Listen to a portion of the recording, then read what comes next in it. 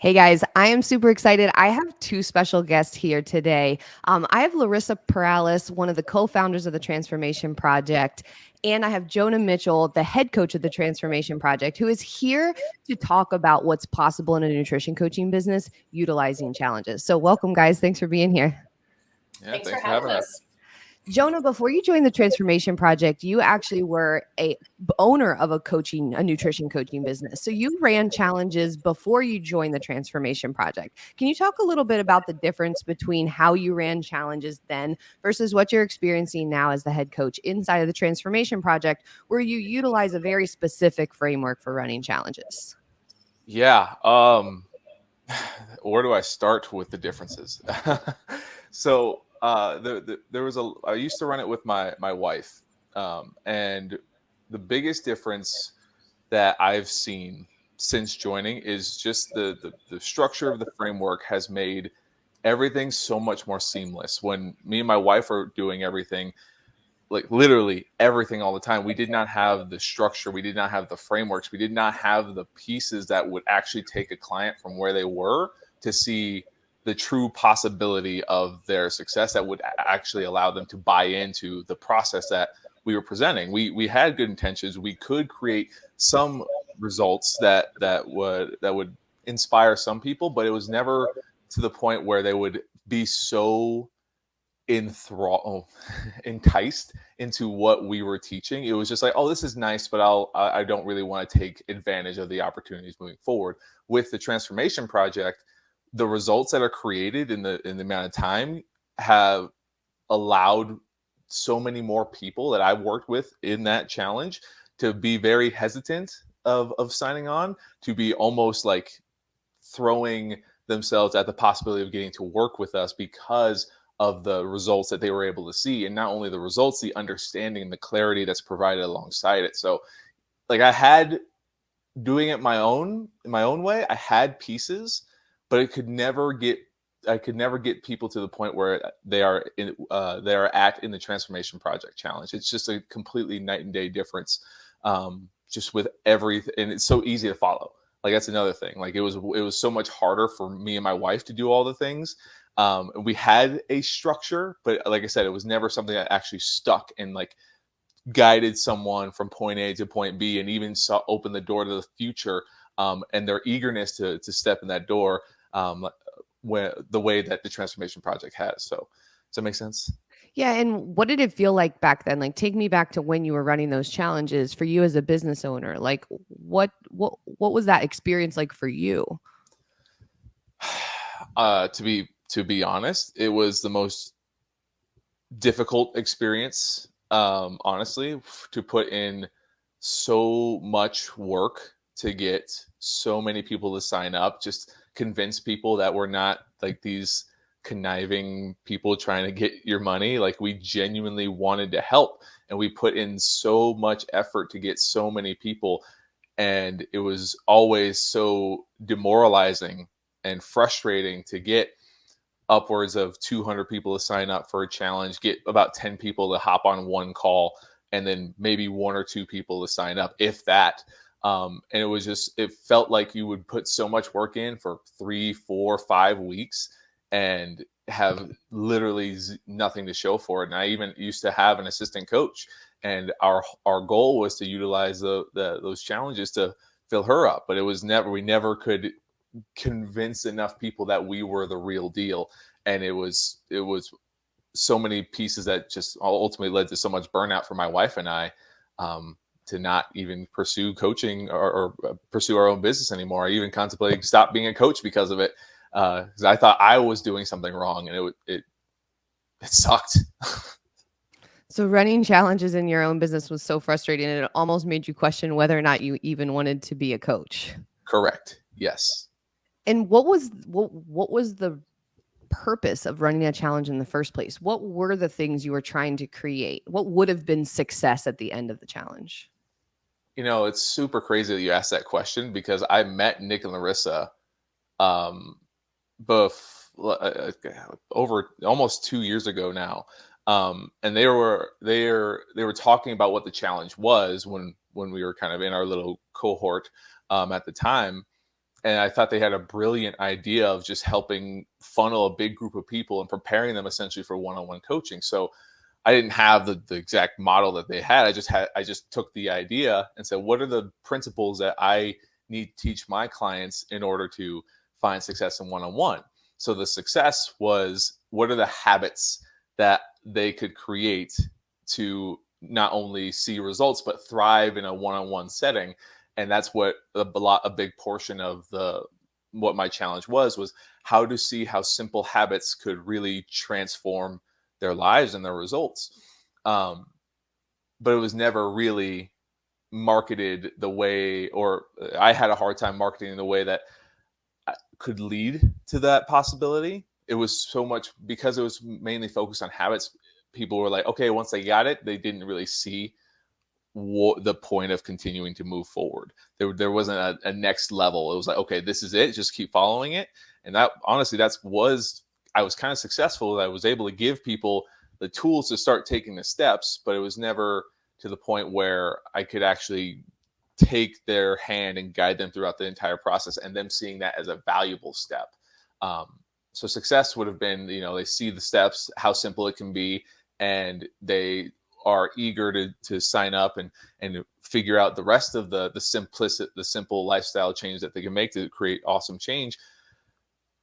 But it never progressed to that. It was like, oh, this is really easy. I feel so much better. I didn't lose much weight, so I'll just kind of do my own thing from here on out. And that was, very frustrating. So you created a well-designed habit challenge thinking that this is what your person needed in order to be prepared for one-on-one coaching, but it didn't work. Like the results you were looking for were that they would have been ready to take that next step and become a client with some confidence that they can do it, but that didn't happen, even though you designed a habit challenge that in theory should have worked. Correct. In theory, on paper, it was the best thing since sliced bread, but in execution, it was like, this is so great, so helpful. Thank you. We'll see you later. Bye. Mm-hmm. And it was a lot of work. It was so much work, like to the point where my wife is no longer on social media because of how much work it was. So what does it feel like now when you're signing up clients at the end of a challenge inside of the transformation project? It is so much different. Not only is like with signing up somebody, like we get so many opportunities to really connect with individuals throughout the process. Even though it is a group coaching program, it is so simple that each individual can get an individualized approach. And that level of connection, when I bring up the idea of continuation, it's not like most of the time it's not a matter of contempt. It's like, no, like I really want to keep opening this door, and the way that it's framed and the way that we teach it. There are so many people see that there's the habits that they would like to unlock, the advanced skills that are a part of what we teach and helping people understand. Like there's so many levels that people see that they're like eager to want to learn more and understand more. And it's not nearly as frustrating of conversations. It's actually very easy conversations to have with the people, especially the ones that we get to, talk to one-on-one. It's just like the idea, like, hey, you interested in participating even more after the challenge? And usually around the 3 to 4 week mark, they're sitting there like, yes, absolutely, I would love to hear more about what this possibility is. And it's not nearly as hard. It's still work. Don't get me wrong. There's still a lot of people you get to talk to, but it's work that's actually fills up your cup. And it's not like this constant dreading of like, oh my God, like hopefully they listen to me today. It's like, no, like I can see their problems and they can hear me, they can understand me, because it's a very simple process when you look at everything that's tied into it. What I heard when you were saying that, which was so interesting, is that you're talking actually about a sales call or a consult call, but you didn't even use that language, because maybe it doesn't feel like that as much when you're not trying to like convince somebody to do something, but instead they're excited about it and they want to take that next step. Exactly. Honestly, that's what has helped make sales easier for me and the coaches that I coach is they get super weird about this is a conversation about money, but no, it's a conversation about getting to continue the momentum. And it's so much easier when you don't have to go about it with like, oh, yay. Like my old challenge was like, yeah, you learn new habits now pay for my high ticket one-on-one coaching. That's just going to be more habits, this is like you're creating awesome results, you're creating awesome awareness, you love the things that you're learning and connecting the dots on. There's still more to come, and I want to be in your corner with that. And they're like, yes, where do I sign? There's still people that that are, it's not like always super easy, but it's a complete night and day difference where I felt like every sales conversation that I used to have, it was literally I get to pay my bills or not. And that was so much stress and anxiety that I would bring into the call, to now I get to be me in these conversations. I just get to like share my passion, share my excitement with the people in front of me, and they get to hear that. And it's not me convincing them. They've already convinced themselves, and I just get to help guide them through that process. And I just get to help them make a decision. Either this is what's going to work for them, or it's not. And it's such a cleaner conversation now. All right. Larissa, many coaches struggle with finding the right approach to attract their ideal clients. How have challenges helped you connect and serve your ideal clients effectively? So using our challenges to attract our ideal client had a lot of thought process when we went into designing our challenge. A lot about those first steps in when someone is looking for their next diet venture, let's say.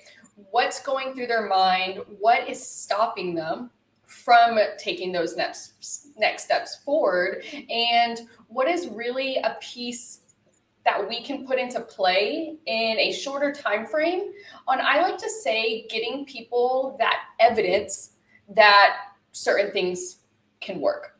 A lot of in our challenge, it's not so much trying to like the word challenge and doing some like weird, quick, like fix thing, but giving people the actual evidence of a little taste of what we do later on and that it works. Most people they've done so many things that why would they evidently believe that the next thing is going to work?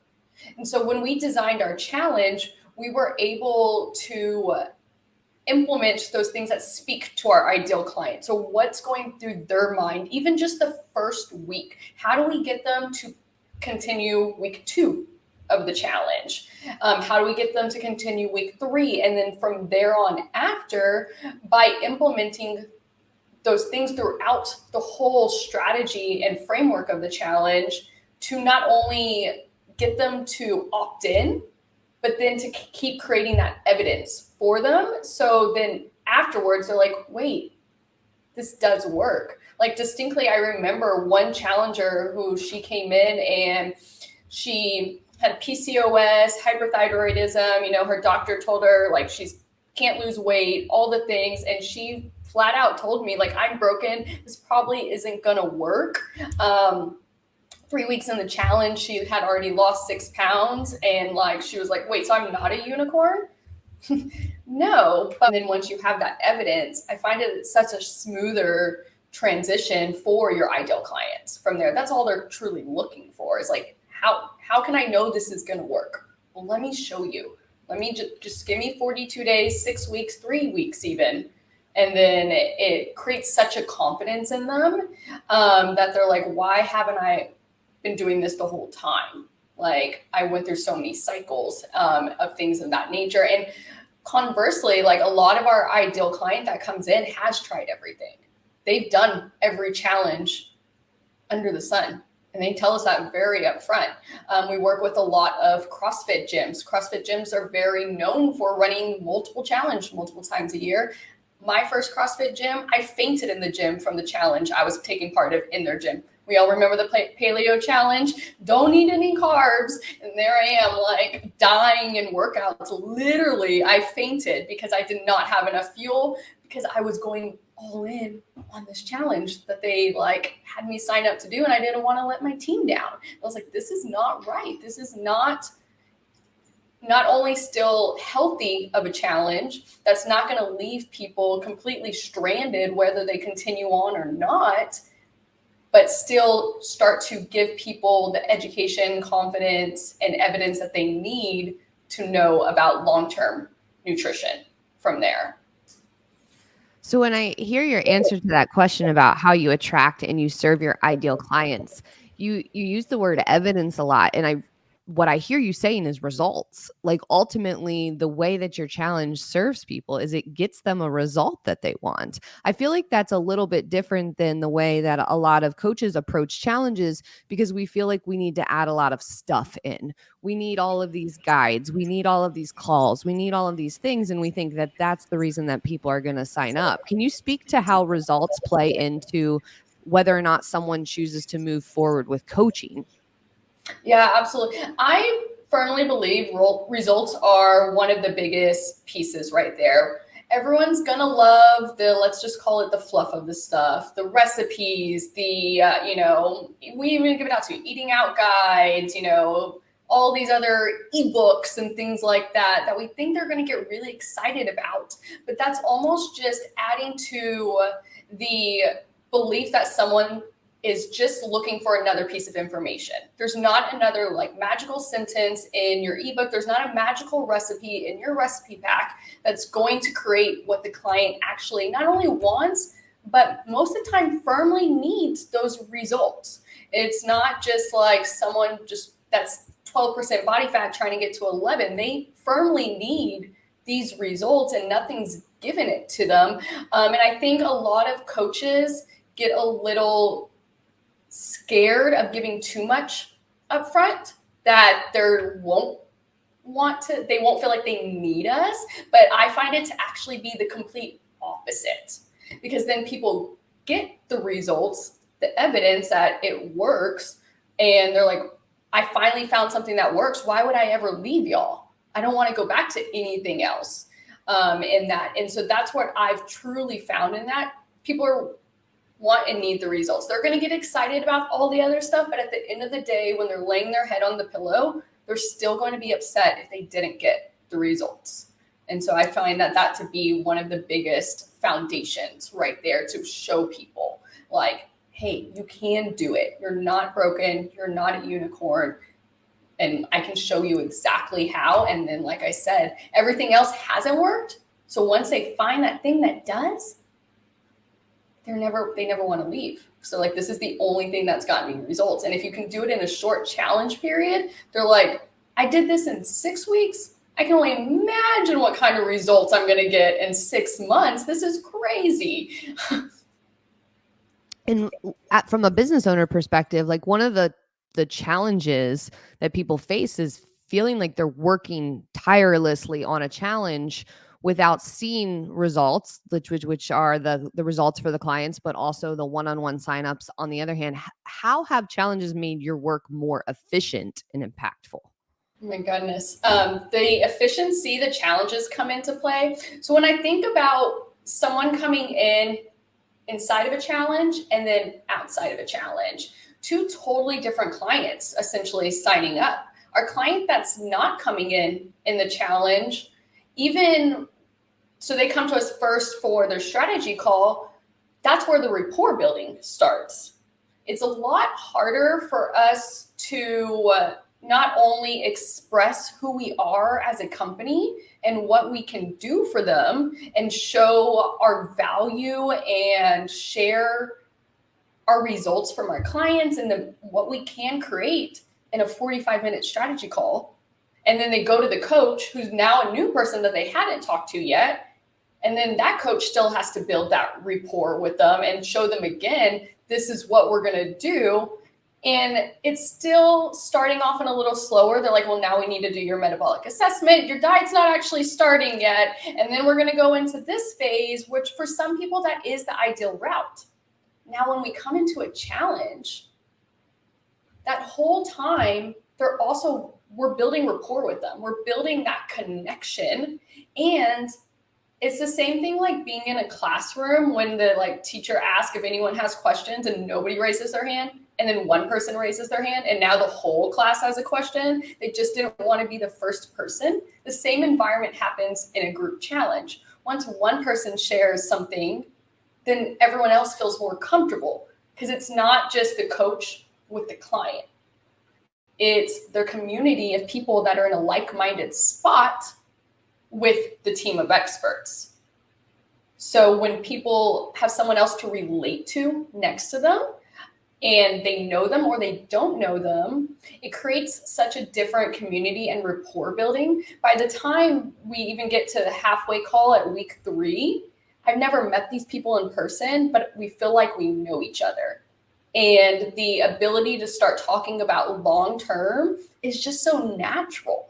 Like I already know about their families, their kids. I already know about what they eat most of the day because they're sharing their meals with us. I know what gym they go to. I know so many more things about them that they also in turn have a connection to me. They know who we are as a company. They know our core values. They know what we stand for.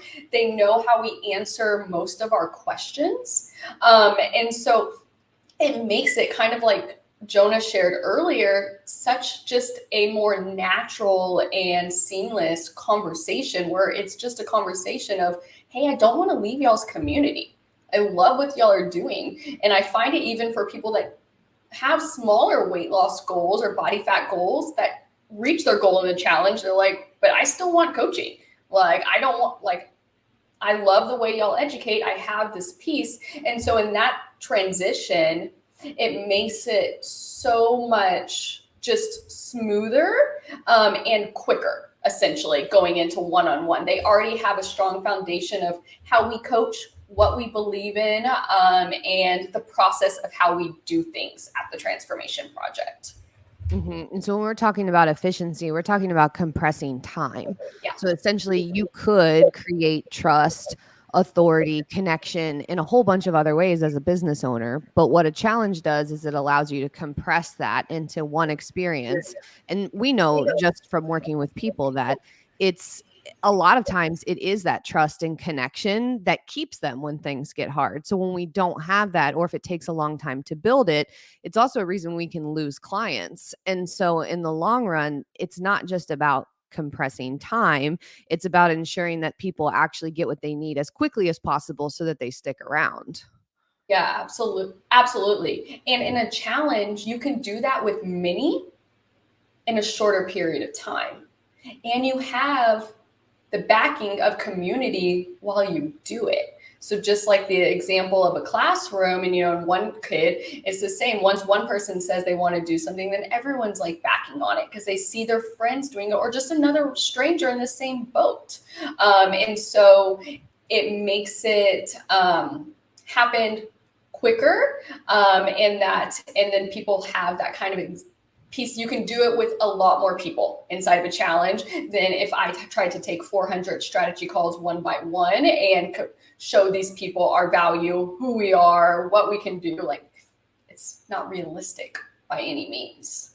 So you're really able to amplify everything that's great about your coaching, about the transformation project, but also like how that translates for people. You amplify it because you could do it one-to-one, but you're doing it one-to-many inside of this setting. Exactly. Yeah, that's really great.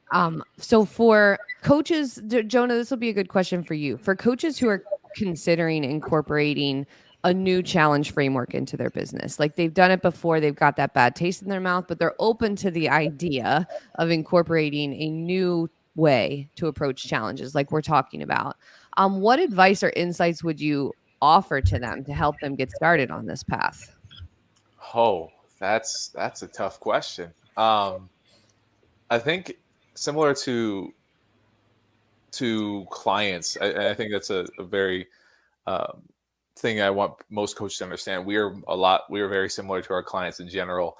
Um, have clarity on what you want to accomplish with your challenges. That's the most important thing. And then use the framework and use that clarity to keep an open mind and how the framework could help you get what you want. Just because something didn't work the way that you had anticipated it was before, doesn't mean you can't get the same result that you want, just with a different approach. It's the same thing that we teach our clients. What you did in the past that didn't work doesn't mean that you're a failure, doesn't mean that you're doing something wrong. You just had the approach that didn't really work for you. And this from my night and day difference, this is exactly what I wanted. I just didn't know it was going to be packaged this way. I thought I had the right blueprint, but again, it's going to take a few tries until it starts to stick. But really, clarity, keep that open mind, and remember that there's multiple ways to get the result that you want, and there's definitely a lot easier ways out there that could make your life so much better.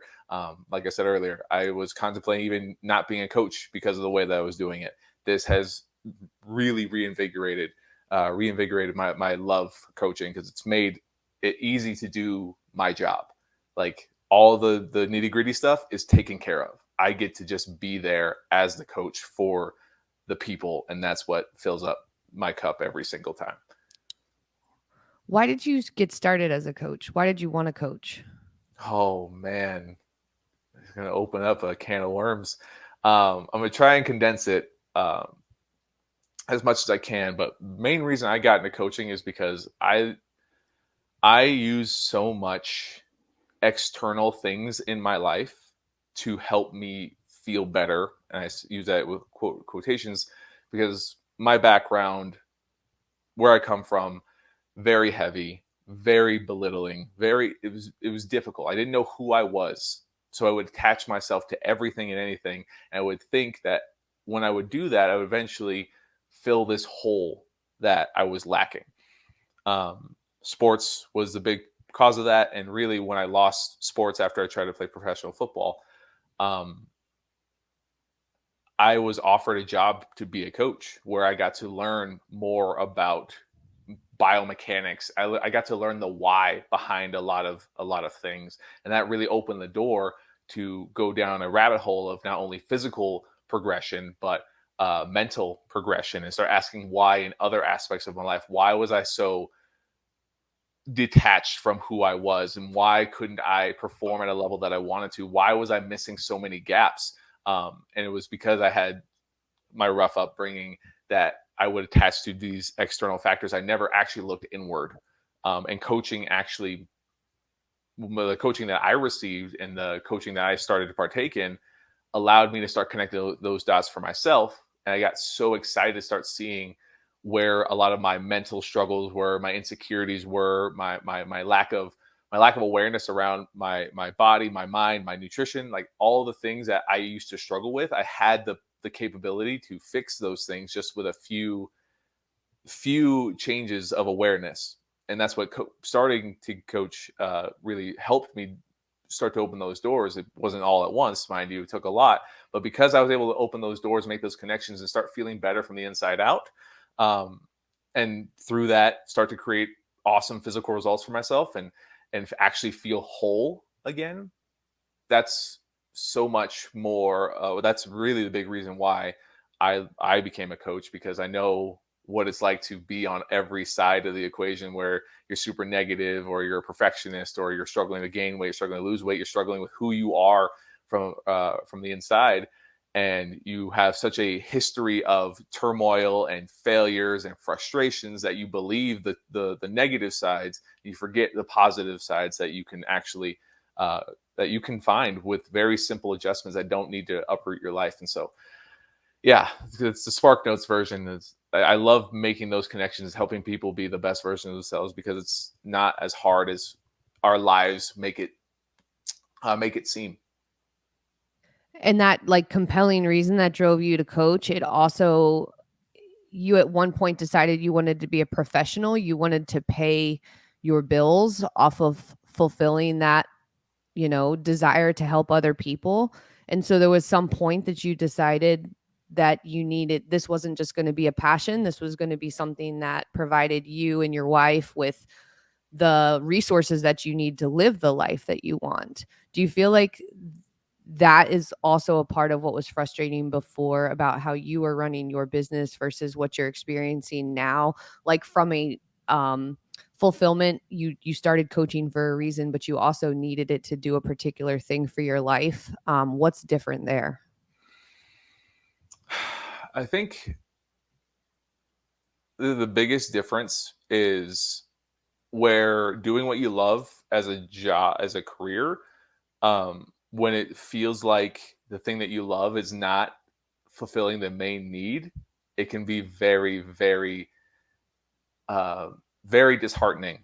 That, like, again, this is where you start to think that there's something wrong with you, and that you're making the wrong decision.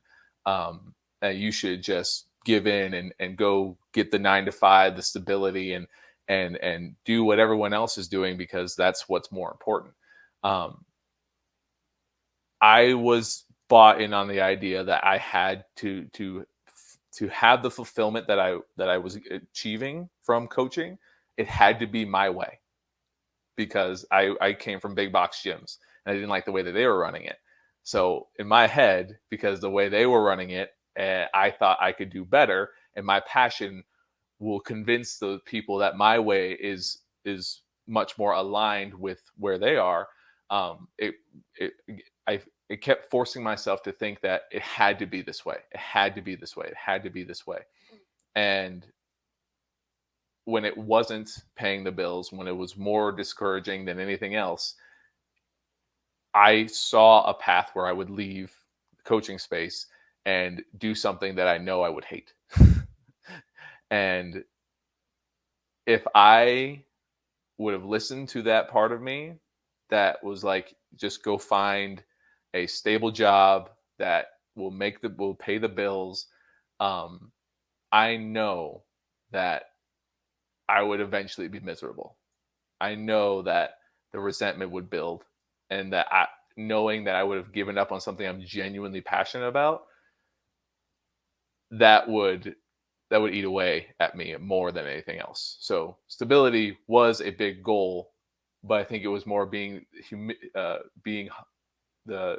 allowing humility to come into play and say, I just don't know enough, and opening the door to finding something else that allows me to keep my passion, but also make it my career at the same time. I got lucky, is all I'm trying to say. But I kept the door open instead of shutting it, which I think so many coaches do when it gets too hard. They shut the door and go do something more safe and secure, but eventually it will come back, because I know me.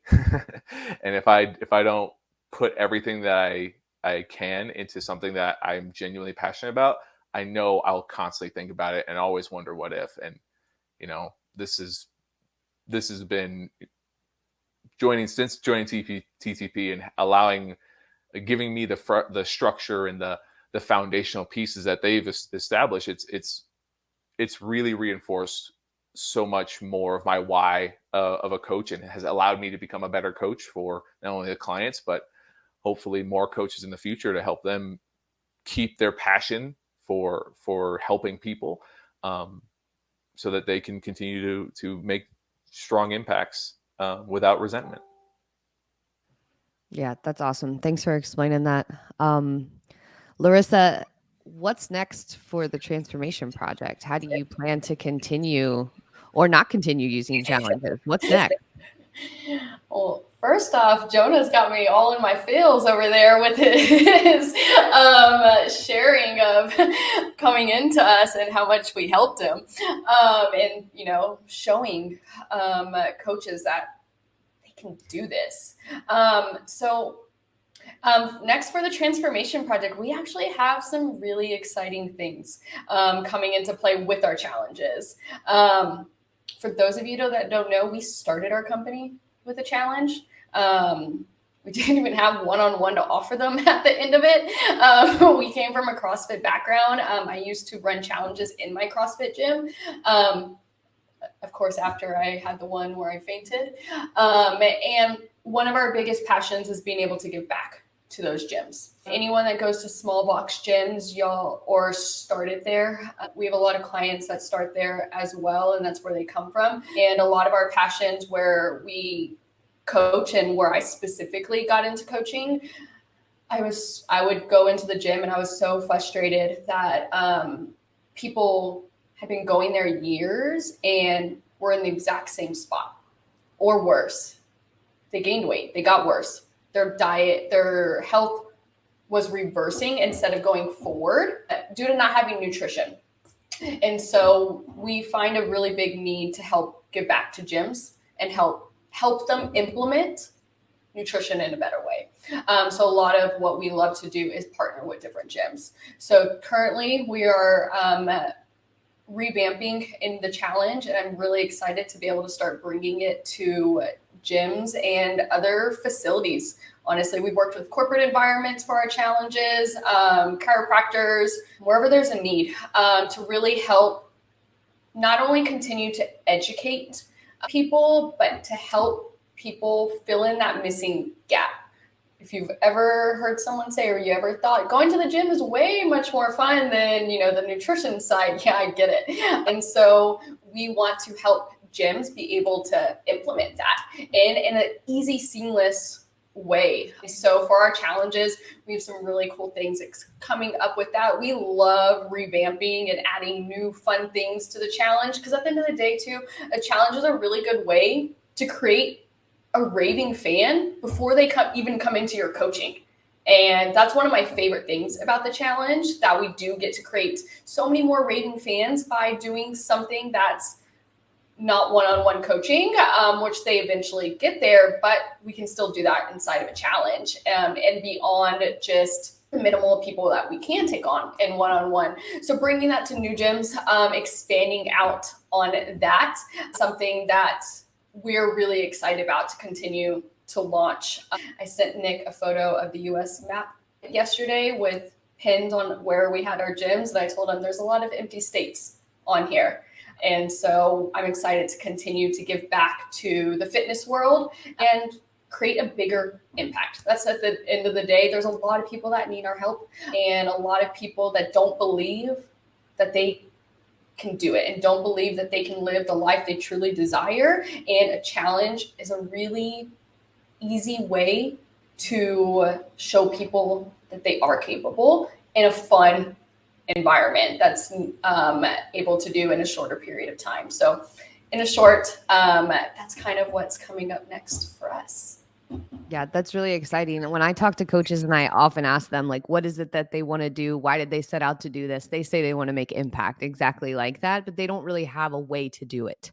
So they're just grasping at straws. And what I heard you answer is that what's next for the transformation project? More of the same that works, but bigger, better, like making little changes to it to improve it, putting it in front of new audiences to get it into their hands to help more people. And so it's not reinventing the wheel. It's just making it better and better and then putting it in front of people. And I think that is the path to impact, not just hustle. And a lot of times we can just hustle ourselves into the dirt. And if we're like Jonah, and we are, where we got into this for the right reasons, we want to help people, but we also need to make an income. We need to make it a part of a real profession, something that fulfills us inside, but that also is fulfilling in terms of our work paying off and towards the life we want to lead. And then we have these dreams of impact. You have to have a vehicle to get there. And what I hear you both saying is that challenge is the vehicle that is creating the success inside of Transformation Project for clients, but also for your team and for the business as a whole. Yeah, absolutely. And I think that's something important for coaches to specifically remember when you're running challenges or any of these type of frameworks. We've never changed the challenge itself. We've just improved on it. At the end of every challenge, we're just like, what could be improved on? Not scrapping the challenge because we didn't feel like it was successful. We have challenges that we would deem more successful than the others that we've ran, but we've never threw it away. We just always fine-tuned it. Just like if your client was like not seeing results, you don't scrap the whole plan. You just make the tweaks that you need to continue on instead of going to a completely different strategy in your business. Just because one challenge didn't do maybe the things you thought it was going to do, or you're like, Nick and Larissa said their challenge had all this, like mine's not doing that. You don't have to scrap much more than just fine tuning. So we don't need to reinvent the wheel anywhere.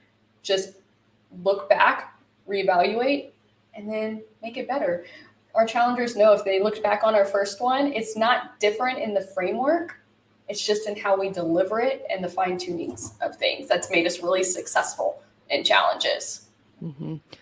Well, thank you both so much for answering these questions. I feel like this was very, very helpful, and I appreciate you both sharing so openly and honestly and transparently about your business, about your personal reasons for doing this, and also for like what's fulfilling and meaningful for you in terms of success. And so thank you guys both for being here. This was really great. You're welcome.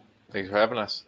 All right, guys, you heard it straight from Jonah. He went from a struggling entrepreneur wanting to see success for himself and his clients to thriving using the challenge model. He went from being on the verge of burnout, wanting to quit, feeling like people would sign up, not getting results, not signing up for one-on-one coaching, to now doing the easiest sales calls of his life, feeling joy and fulfillment in the profession that he set out to do. And if that's what you want for your business, if you are ready to find success using challenges in your coaching business, then you need to be at the 5-day challenge summit. It's September 26th through 30th. Information is coming out soon and registration is just around the corner. So go ahead and save the date for September 26th through 30th, the 5-day challenge summit, so that you can feel that same change that Jonah did. You can make more impact. You can have more financial success in your business. And we want to see you there. Talk to you later. Bye.